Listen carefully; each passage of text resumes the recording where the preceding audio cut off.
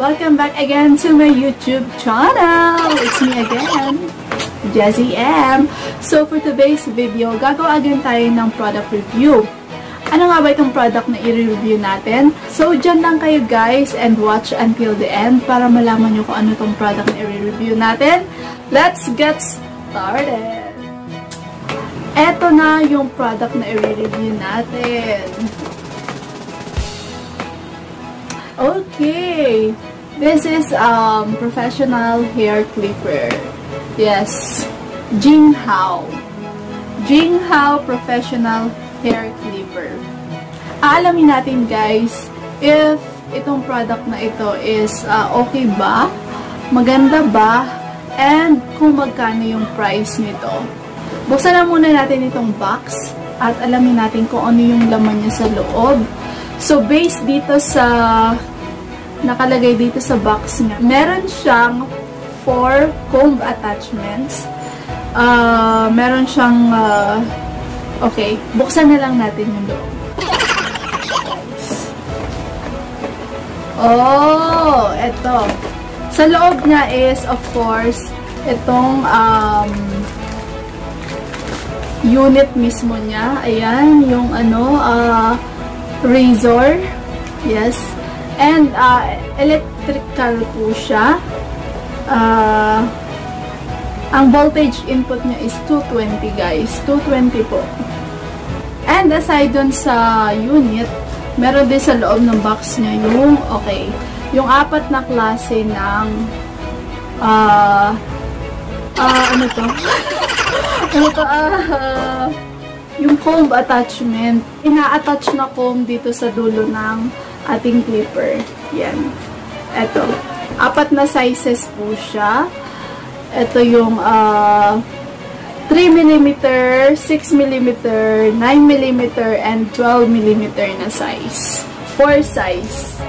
And ano pa yung nasa loob? Oh, meron na rin siyang gunting. Yes, meron na rin siyang gunting. Okay, tunog na matala siya ha.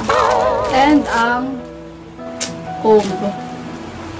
And etong para siyang maliit na brush. Siguro brush to paglilinisan yung yung razor. Yan. And ano pa? Okay, meron siyang ano to? Oil. Oil para dun sa razor. Para siguro hindi siguro magkalawang or what? Siguro ganun. And, kasama din sa loob ng box is yung kanyang manual. So, dito sa manual, nakalagay dito kung papaano mo siya gamitin. I-try natin siya. Ito guys, dito mo i-attach yung, okay, meron siyang pinakang parang protection kasi blade itong nasa loob eh. So, ito yung protection niya. Dito mo i-attach yung mga yung mga comb. Ito.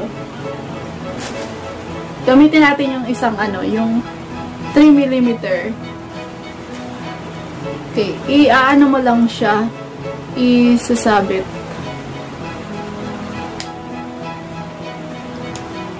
Ayan. Meron siyang tunog. Pag ibig sabihin, lock na siya. So, pwede mo na siyang magamit. I-try na natin siya, guys. Isaksak na natin siya sa 220 volts. So, ito yung on and off niya. I-push nyo lang pataas kapag on, off kapag pababa. Ayan.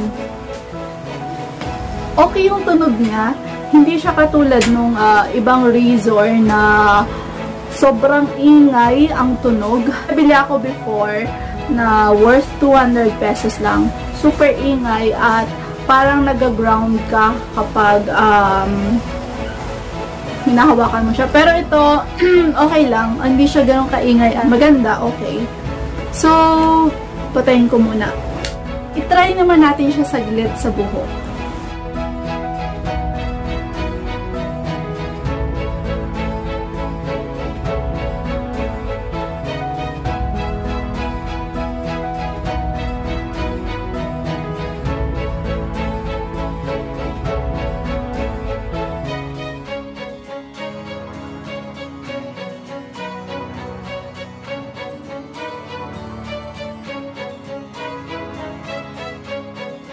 So, yun, na-try na natin siya sa buhok and okay naman siya at magandang gamitin. So, magkano nga ba yung price nitong ating razor na to? Itong professional clipper natin na to. Excited na ba kayo kung magkano? So, murang-mura lang naman po. Only 300 pesos, guys. 300 pesos lang po. Yes. 300 pesos lang. At na sulit. Talaga namang magagawa mo na yung gusto mong style ng haircut sa iyong buhok. And complete package siya. May 4 sizes siya ng comb. And meron na rin siyang gunting, may comb, may oil para sa razor. So, at electrical pa siya. Ayan, maganda. Meron din naman po guys yung mga rechargeable na razor. Pero mas mahal naman po yun. I think yung pinakamagandang klase is worth 1,500.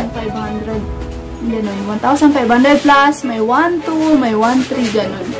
Pero, kung dito lang din naman sa bahay gagamitin, so, mas okay na to. At least, mura na siya. 300 pesos lang. So, ano naman, worth it naman yung pera niya. Lang po guys, thank you so much for watching. If bago ka pa dito sa aking channel, huwag mo kalimutan mag-subscribe at pindutin ang aking kampana para lagi ka namang notified sa lahat ng mga videos na i-upload ko. So yun po, thank you so much for watching until the end. Jessie M signing off! Mwah!